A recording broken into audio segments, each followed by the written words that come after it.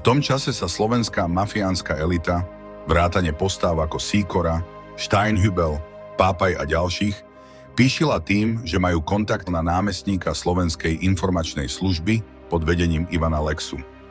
Aj Černákov spolupracovník Miloš Kaštan vraj cez niektorých bratislavských podsvetníkov našiel cestu k Lexovmu námestníkovi Jaroslavovi Sviechotovi. Bratia Melovci údajne mali tiež pozoruhodne úzke vzťahy s Sviechotom. Niečo muselo medzi Sviechotom a Černákom fungovať, pretože v čase, keď mal Sviechota moc vďaka Mečiarovi, Černákovci boli nedotknuteľní. V rozhovore pre Národnú obrodu vtedajší šéf vyšetrovateľov Jaroslav Ivor potvrdil, že Černák mal kontakty na predchádzajúcu mocenskú garnitúru a štruktúry tajnej služby. Melov list bol teda zabavený, čo ho ešte viac rozúrilo. Keď už cez Sviechotu neprešiel, rozhodol sa využiť advokáta, aby za neho vybavil intervenciu. Od toho momentu začal nakoniec svojich listov pridávať pomstychtivé odkazy pre vyšetrovateľa, ktorý jeho poštu kontroloval. Keďže Sviechota v Prievidzi neúspel s tým, aby Mela prepustili, postaral sa o jeho prevoz do Bratislavy, kde boli v justičnom paláci pre kriminálnikov brány na slobodu o niečo ľahšie. Obaja bratia Melovci skončili vo väzbe až v máji 99, hoci niektoré ich obete sa spravodlivosti dočkali až neskôr. Karola chytili v bare Charlie v Bojniciach, zatiaľ čo Ivana zatkli priamo doma v Lehôtke. Ten sa pokúsil utiecť do blízkeho lesa, ale po niekoľkých varovných výstreloch bol prinútený zastaviť. V dome navyše objavili aj hľadaného Karola Satmáriho. O zatýkacej akcii neboli miestni policajti z Prievidze vopred informovaní, aby sa predišlo úniku informácií. Melovci na túto zradu a ponižujúcu situáciu nezabudli a prisahali pomstu. No keďže museli rešpektovať pravidlá mafiánskej hierarchie, požiadali Černáka o povolenie na vraždu vyšetrovateľa Ivana Ševčíka. O tejto udalosti sám Ševčík po rokoch povedal: S Melovcami som mal veľmi napäté vzťahy, hlavne s Ivanom. Vo výsluchovej miestnosti sme na seba dokonca kričali. Jedného dňa za mnou prišli kolegovia z Bratislavy a informovali ma, že Ivan Melo plánuje moju vraždu. Hovorilo sa o tom, že hľadajú ostreľovača, alebo že ma zrazia autom a dorazia bejsbalkou. Vedeli, ako chodím do práce. Buď na bicykli, alebo autom. A tiež vedeli, aké auto mám. Vtedy sa ukázala kolegialita. Niektorí z mojich nadriadených mi povedali, že som policajt a musím sa ochrániť sám, ale Milan Lučanský a Jozef Mičieta sa postavili na moju stranu a chránili nielen mňa, ale aj moju rodinu. V tom období pred rokom 1997 bola situácia veľmi nebezpečná. Každé ráno som musel kontrolovať podvozok svojho auta, aby som sa uistil, že tam nie je nastražená bomba. Dokonca prišlo obdobie, keď bolo nebezpečné, aby moja manželka používala auto. Preto som auto na nejaký čas odložil a do práce ma vozili kolegovia. Predtým, ako prišli, vždy urobili dôkladnú kontrolu okolia nášho domu, aby sme si boli istí, že je všetko v poriadku. Táto ochrana bola veľmi efektívna. Ševčík dokonca priznal, že doma mal pod posteľou samopal. Možno aj to bol dôvod, prečo Černák nakoniec na vraždu vyšetrovateľa nedal súhlas. Po rokoch to Černák pripomenul práve Ševčíkovi, keď ten viedol špecializovaný tím na vyšetrovanie Černákových zločinov. Počas jedného z výsluchov Černák Ševčíkovi presne vymenoval detaily z jeho osobného života. Jeho denný rozvrh, značku auta a všetky informácie, ktoré by boli potrebné na vraždu. Našťastie tento plán sa nikdy neuskutočnil. Od tohto momentu si bratia Melovci zabezpečili služby právnika špecializovaného na mafiánske prípady. Tento advokát dodnes zastupuje Karola Mela a v minulosti tiež zastupoval Kristiána Ružiča, ktorý sa priznal k vražde advokáta Matulu, no pomocou právnych obštrukcií sa dostal na slobodu. Tento bývalý prokurátor má vzhľad, ktorý pripomína drsných klientov, ktorých zastupuje, a je známy svojou vášňou pre silné motocykle. Bol odsúdený okresným súdom v Žiline za pokus o podplatenie vyšetrovateľa, čo viedlo k jeho vyškrtnutiu zo zoznamu advokátov, ale len na 3 roky. To ho nezastavilo a v roku 1999 sa dostal do väzby, pretože pomáhali prepašovať z väzby 236 motákov od Ivana Mela. Týmito motákmi posielal Ivan inštrukcie svojim komplicom. Dokumenty prenášali Melovej priateľke z Prievidze, ktorá ich následne odovzdávala späť. Podľa denníka Národná obroda obsahovali pokyny pre svedkov, ako aj mená tých, ktorí mali byť zastrašovaní. Nový čas dokonca uviedol, že v motákoch boli aj plány na vraždu Mikuláša Černáka, ktorá sa však nikdy neuskutočnila. O povesti týchto advokátov hovorí aj fakt, že zastupovali nezvestných bratov Bielikovcov, ktorí sa stali obeťami Melovcov a Černáka. Jeden z právnikov sa dokonca pokúsil chrániť pred možným trestom tým, že si najal kolegu na vlastnú obranu, ale toho zatkla polícia takmer súčasne s ním. Začiatkom roka 2002 boli bratia Melovci prepustení z väzby na slobodu, no Ivan si dlho neužil život na čerstvom vzduchu. Zahynul pri autonehode, ktorá sa ukázala ako nešťastná náhoda. V osudnú sobotu 15. júna tesne pred polnocou šoferoval Ivan v blízkosti Radošiny. V aute s ním sedela 18-ročná žena. Na hlavnej ceste cúval 39-ročný vodič Škody 105, ktorý sa pokúšal zaradiť do pravého pruhu, ale nedal prednosť Ivanovi Melovi, vtedy 31-ročnému. Ivan zomrel na mieste nehody a jeho spolujazdkyňa Jana z Handlovej zomrela o 2 hodiny neskôr v nemocnici. Hrob Ivana Mela je na malom cintoríne výrazný. Nachádza sa neďaleko vstupu pod vysokými stromami. Na náhrobku je umiestnená jeho fotografia a 2 dátumy: 17. mája 1971 a 15. júna 2002. Nápis na náhrobku hlása: Kto v srdci žije, neumiera. Hrob strážia 2 anjeli. Susedia na bratov Melovcov neradi hovoria zle. O mŕtvych len v dobrom.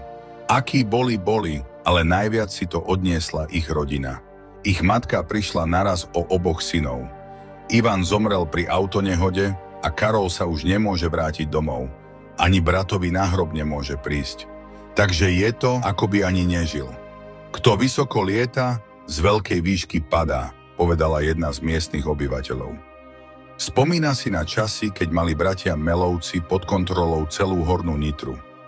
Jazdili na drahých autách, ale čo z toho mali? Teraz ich matka chodí na Ivanov hrob a prišla o oboch synov, keďže jeden je mŕtvy a druhého už roky nevidela. Uzavrela suseda. Po Ivanovej smrti Karol pokračoval v kriminálnych aktivitách, ktoré ovládal najlepšie. V roku 2004 sa údajne zaplietol do brutálnej vraždy na objednávku v Moste pri Bratislave. Bratia Adamčovci dostali pokyn, koho majú zabiť, ale namiesto policajta Juraja Gála omylom rozstrieľali auto, v ktorom sedela jeho priateľka a 10-ročný syn. Karol Melo bol jedným z hlavných podozrivých z objednania tejto vraždy. Neskôr sa podarilo získať kľúčového svedka, ktorý pomohol objasniť surový útok, a Melo sa dal na útek. Rovnako ušli aj Branislav Adamčo, Nikola Pajdič a Jozef Balog. Navyše, podľa najnovších podozrení, mal byť zapletený aj do vraždy Bieleho koňa, ktorá sa udiala v roku 2003 v Bojnej v okrese Topoľčany. Napriek vážnym obvineniam sa Melovi darí neustále unikať spravodlivosti. Čo alebo kto za to môže? Mikuláš Černák raz spomenul: Keď sa bratia Melovci ocitli vo väzbe, patrili k tým, ktorí neprestajne vyklopkávali na mreže, len aby ich vyšetrovatelia prišli vypočuť. Bez váhania bonzovali na každého, vrátane mňa, len aby sa dostali na slobodu. Zbabelci. A skutočne brat Karola, Ivan, bol prepustený, no jeho sloboda netrvala dlho. Tragicky zahynul pri autonehode. Karol však spravodlivosti uniká dodnes. V súvislosti s jeho zadržaním povedal Milan Lučanský: Keď sme ho chytili, Černák mal príležitosť prehovoriť o tom, čo vie o Melovi, ale neurobil to. Za to Karol, keď dostal do ruky uznesenie o obvinení, reagoval inak. Vyhlásil, že nebude Černáka kryť a všetko povie.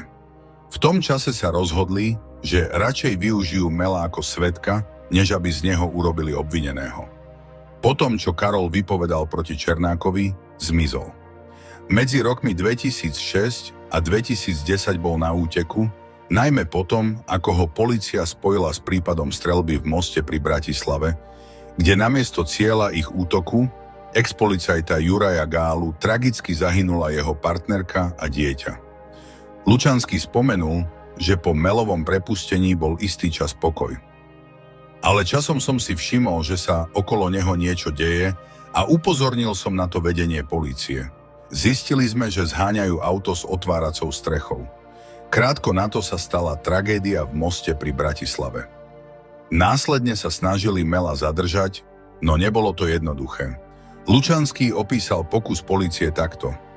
Na veľkej porade nás žiadali, aby sme ho prilákali na stretnutie. Mali pripravený tím, ktorý by ho zadržal. Ja som na tom odmietol participovať, ale poskytol som všetky informácie, ktoré som mal. Kde sa pohybuje a s kým. Pre nás bol dôležitý ako svedok proti Černákovi. Jedna z akcií, ktorou sa snažili Mela chytiť, prebehla v Prievidzi. Polícia sa však neúspešne pokúsila o jeho zadržanie. Nie je hlúpy, keď spozoroval vozidlá tímu PPU, okamžite zmizol, dodal Lučanský. Hoci Karol Melo zmenil vzhľad a pofľakoval sa s rodinou pod slnečnými lúčmi španielského Alicante, jeho stopa sa vždy nejako stratila. Vtedajší policajný viceprezident Milan Lučanský spomenul. Mali sme informáciu vo štvrtok a okamžite sme kontaktovali španielsku políciu. Celý víkend prehľadávali oblasť, ale nepodarilo sa im ho nájsť. Už nasledujúci týždeň sa však objavil článok v denníku, ktorý zverejnil jeho fotografiu. Nakoniec v októbri 2010 prišla z cudziny správa, že Melo bol zadržaný. Ukázalo sa, že žil pokojným životom v poľskom Krakove, len pár kilometrov za hranicami. Chvíľa, keď polícia zaklopala na jeho dvere, ho zastihla nepripraveného. Nekladol odpor, povedal Jaroslav Spišiak, ktorý bol v tom čase policajným prezidentom. V dome s Melom našli aj jeho družku, bývalú herečku Slovenského národného divadla Zuzanu Marošovú spolu s ich synom. Tí však podľa Spišiaka nepredstavovali záujem polície. Spišiak dodal, že Melo neurobil žiadnu chybu, ktorá by ho prezradila. Údajne opakovane menil identitu a pri zadržaní mal u seba až 15 telefónov. Policajný prezident zdôraznil, že k jeho dolapeniu prispela až výmena vedenia na kľúčových pozíciách. Po vymenovaní nových ľudí na úbok sme začali intenzívne a cieľavedome pracovať na jeho zadržaní, vysvetlil Spišiak. Na otázku, či predchádzajúce vedenie polície Mela krylo, však odpovedať odmietol. Bývalý šéf úbok Ivan Ševčík však pochválil prácu odboru cieľového pátrania, keď vyhlásil: je to výsledok excelentnej, trpezlivej a vysoko profesionálnej činnosti. Tu sa však situácia prekvapivo zmenila. Po jeho zadržaní sa ukázalo, že o vzatí Mela do väzby nerozhodol príslušný senát, ale nepríslušný sudca. Tento fakt spôsobil, že Melo sa dostal na slobodu. Dvere, ktoré sa pre neho otvorili, znamenali ďalšiu šancu vyhnúť sa spravodlivosti. Pred budovou Bratislavského súdu sa Melo vyhlásil za obeť systému. Ako vidíte, neutekal som pred spravodlivosťou, ale pred nespravodlivosťou. Už som to povedal niekoľkokrát. Som nevinný. Dušoval sa. Dokonca prislúbil, že teraz už ostane na Slovensku. Dňa 19. mája 2011 sa Karol Melo dostal na slobodu. Dôvodom bolo procesné pochybenie zo strany Bratislavského súdu. Situácia sa stala ešte závažnejšou, keď prokurátor Peter Šufliarsky, ktorý mal koordinovať boj s organizovaným zločinom, informoval políciu o Melovom prepustení až s 5-hodinovým oneskorením. To umožnilo Melovi opustiť väznicu v Justičnom paláci v Bratislave bez toho, aby bol sledovaný. Polícia tak na istý čas stratila akúkoľvek kontrolu nad jeho pohybom. Šufliarsky sa bránil tým, že polícia mohla Mela zatknúť alebo vykonávať iné kroky až od 4. júla 2011. Tento dátum súvisel s tzv.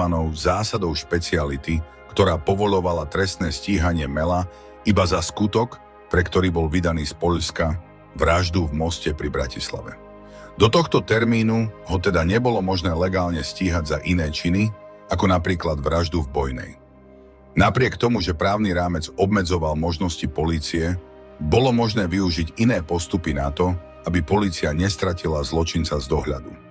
Ak by Šufliarsky políciu informoval okamžite, keď sa dozvedel o jeho prepustení, mohli byť prijaté opatrenia na sledovanie Melovho pohybu.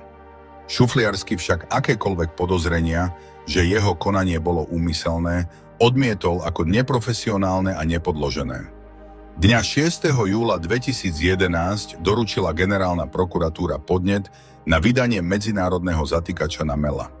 Polícia už medzi tým zistila, kde sa zdržiava, ale z obavy pred únikom informácií tieto údaje v podnete nekonkretizovala.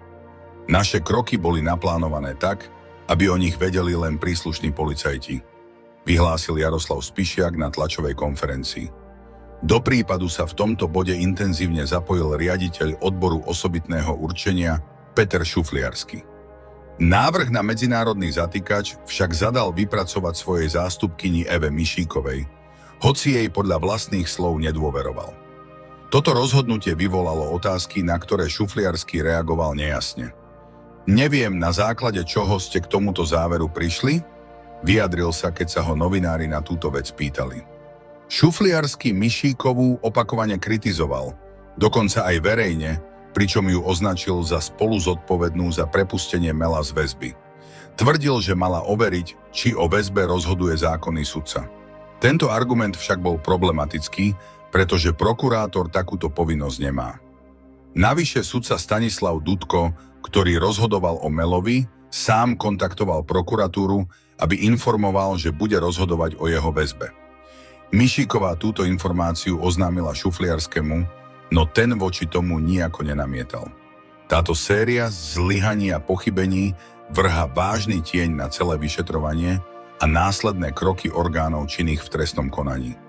Počas jedného z výsluchov Karola Mela, na ktorom bola prítomná aj prokurátorka Eva Mišíková, sudca Stanislav Dudko verejne deklaroval, že je zákonným sudcom v tejto veci. Tento fakt nespôsobil žiadne námietky ani zo strany Melových právnikov. Potom, čo Dudko rozhodol o tom, že Melo pôjde do väzby, Mišíková o tomto rozhodnutí informovala prokurátora Petra Šufliarského. Ani vtedy na túto skutočnosť nijako nereagoval. Dokonca svoje stanovisko o bezproblémovom priebehu potvrdil aj pred médiami.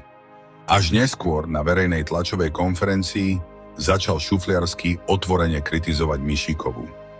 Prečo však k tejto kritike pristúpil až po určitom čase, zostáva nejasné. Mišíková mohla urobiť chybu, Šufliarsky jej v tomto ohľade nemá čo vyčítať. Navyše Šufliarsky vedel už o 11:00 dopoludnia, že Melo bude prepustený, no vedenie ministerstva vnútra a polície informoval až o 4:00 popoludní. Melo pritom opustil bratislavský justičný palác krátko pred 1:30. To spôsobilo, že polícia nemala žiadny priestor na prijatie opatrení, ktoré by umožnili monitorovanie Melovho pohybu. Krátko po Melovom prepustení dostal riaditeľ Úradu boja proti organizovanej kriminalite Peter Krajíček SMS-ku so znepokojivým textom. Hľadáte Mela? Odosielateľom správy bol bývalý šéf úbok v Banskej Bystrici a kamarát Šufliarského Milan Lučanský.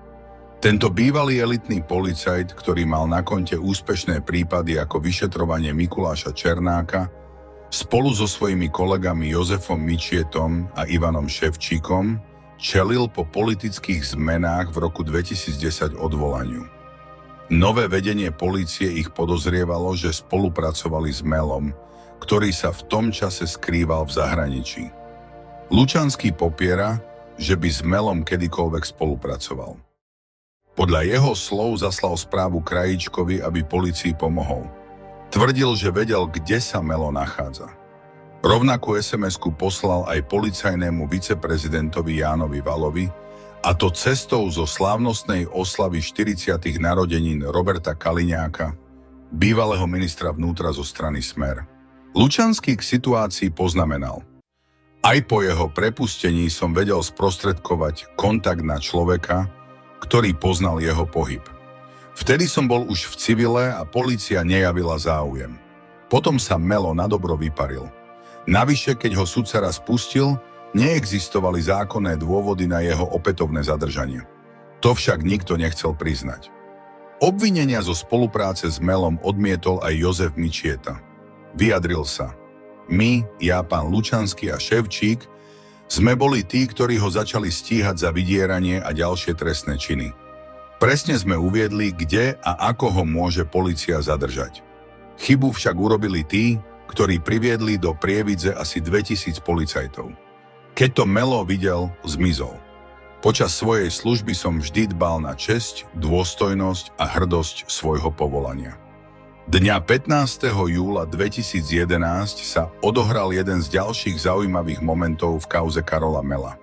Šufliarského podriadená položila vyšetrovateľovi otázku, či polícia vie, kde sa hľadaný zločinec nachádza.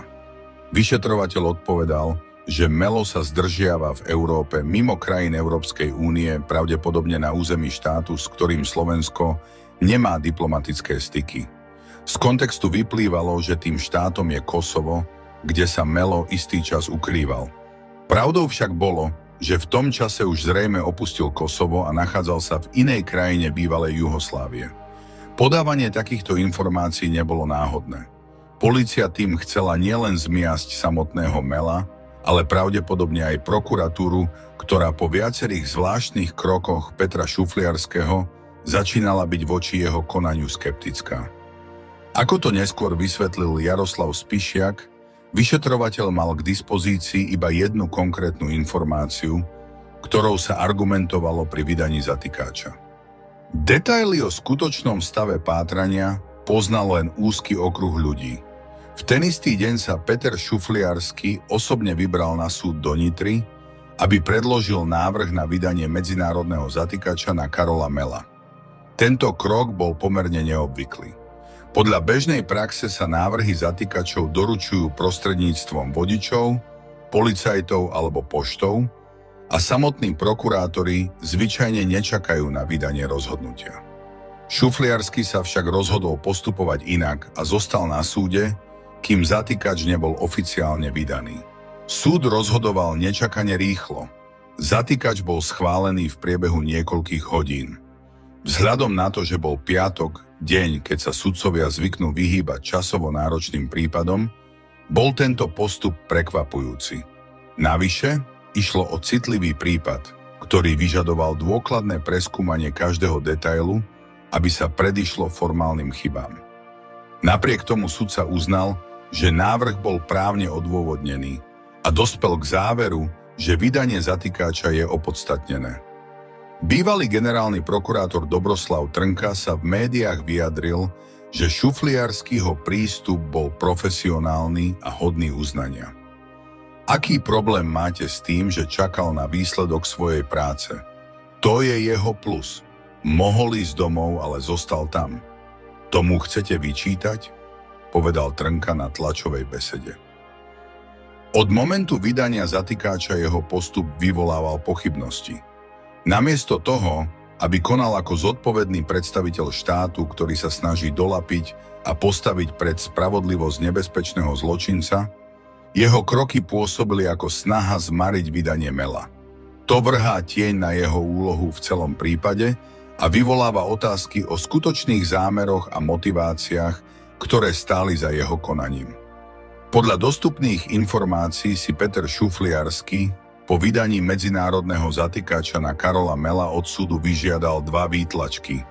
Jeden pre seba a druhý pre vyšetrovateľa. Hovorca nitrianskeho súdu potvrdil, že súd vyhovel jeho žiadosti. Napriek tomu, že polícia čakala na oficiálne potvrdenie o vydaní zatýkača, aby mohla okamžite konať a zadržať Mela v spolupráci so zahraničnými partnermi, Šufliarsky ich o vydaní zatýkača neinformoval.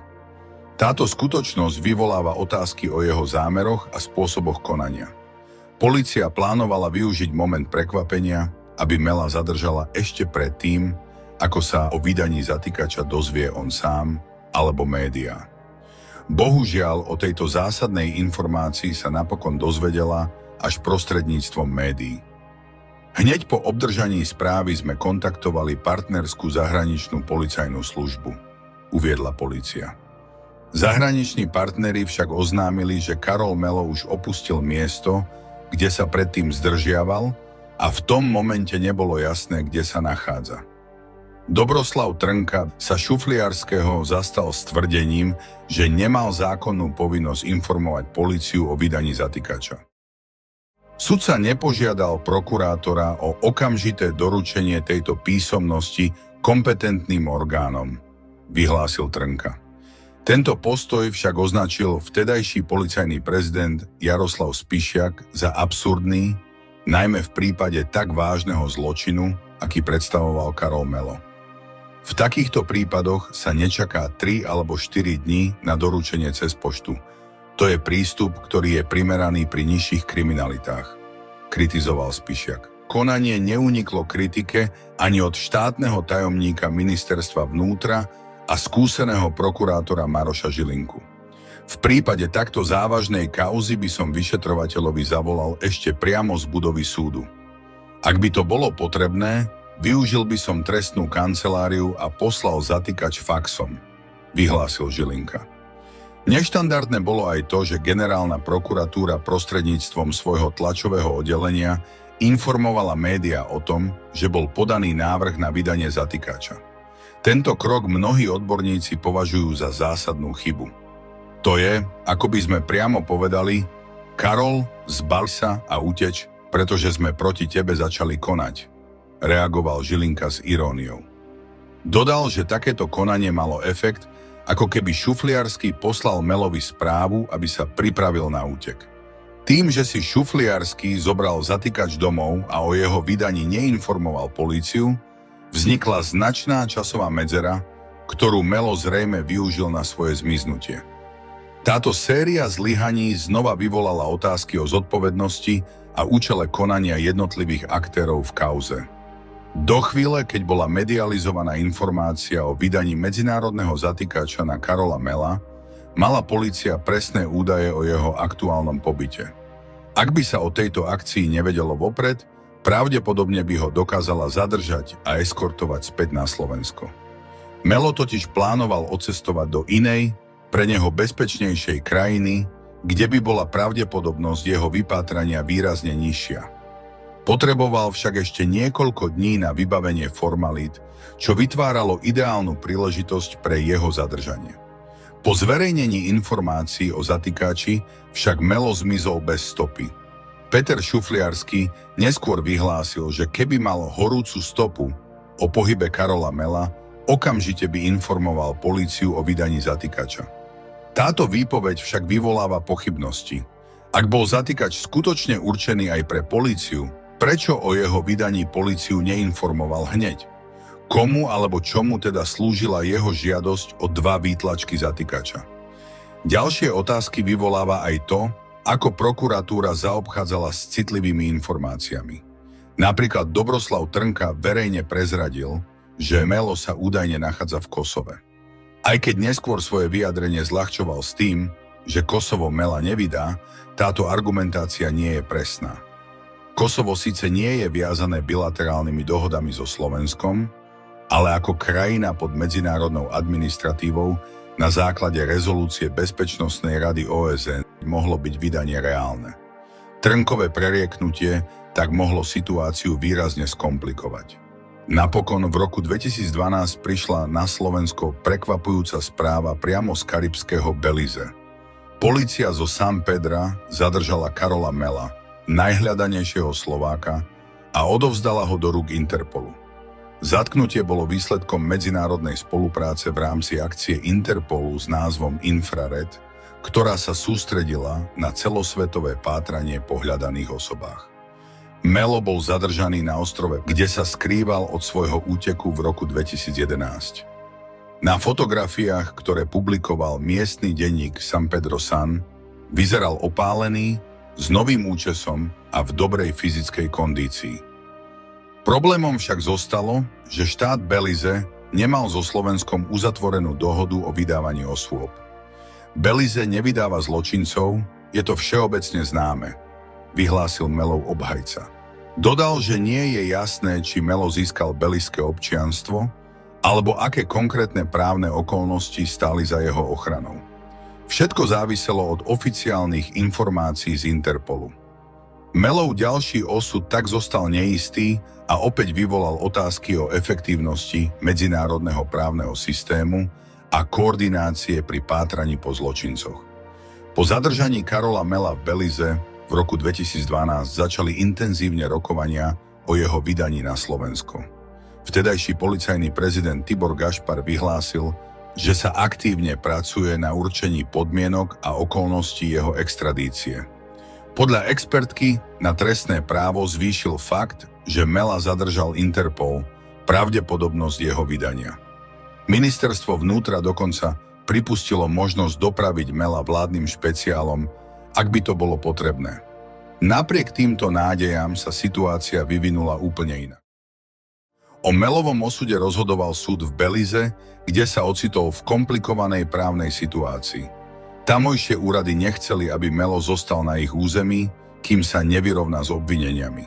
Na druhej strane to ešte neznamenalo, že bude automaticky vydaný na Slovensko. Problémy spôsobili jeho špičkoví právnici, ktorí obratne využívali každé zaváhanie tamojších úradov. Melo dokonca požiadal o pomoc anglickú kráľovnu. Jedno z obvinení, ktorým čelil v Belize, bolo falšovanie dokladov a podvod pri uvádzaní imigračných údajov. Toto obvinenie mu zrušil beliský súd, pretože na proces, ktorý mal rozhodnúť o hlavnom pojednávaní, nedorazil nikto z imigračného úradu ani štátny zástupca. Sudca preto uzavrel prípad skôr, než sa vôbec začal. Tento vývoj bol označený za legálny debakel Belize, keďže Melo sa tak stal rezidentom krajiny a mohol sa voľne pohybovať. Melo vyhlásil, že neplánuje z Belize utiecť, no podobné slová vyslovil už v roku 2011 na Slovensku, keď bol prepustený na slobodu. O niekoľko týždňov naňho bol vydaný zatýkač a nakoniec ho Interpol vypátral až po roku. Podľa vtedajšieho ministra vnútra Roberta Kaliňáka však snahy o Melovo vydanie neskončili. Keď ho chytili, jasne som povedal, že táto vec pre nás nie je uzavretá, kým ho neprivedieme na Slovensko do rúk slovenských orgánov. Toto stanovisko platí aj naďalej, uviedol Kaliňák. Dodal, že hoci ide o negatívnu správu, slovenské úrady budú pokračovať v práci. Melov slovenský obhajca Peter Šmidl však zdôraznil, že rozhodnutie Beliského súdu rešpektuje prezumpciu neviny. Podľa neho nemohol Melo vedieť, že mu bol odňatý slovenský cestovný pas, keďže mu toto rozhodnutie nebolo doručené ani nikomu splnomocnenému. Obhajca tvrdil, že Melo nevedome použil neplatný pas pri žiadosti o trvalý pobyt v Belize a preto sa nemohol dopustiť úmyselného klamstva. Tento vývoj udalostí spôsobil, že Melo sa vyhol ďalšiemu stíhaniu v Belize a zostal na slobode.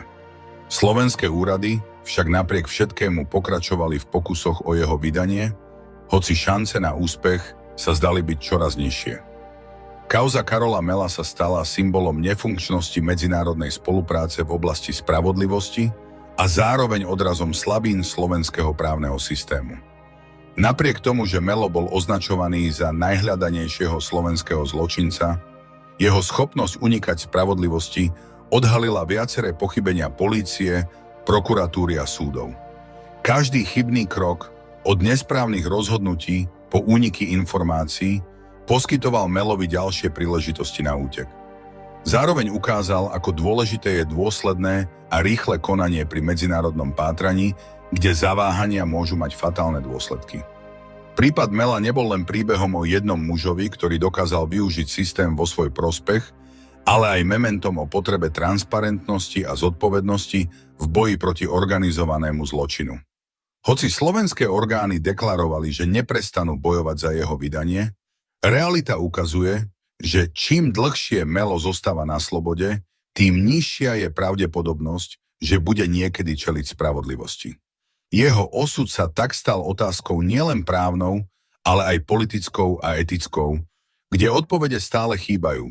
Tento prípad zostáva výstrahou a výzvou pre budúce generácie, aby sa podobné zlyhania už neopakovali.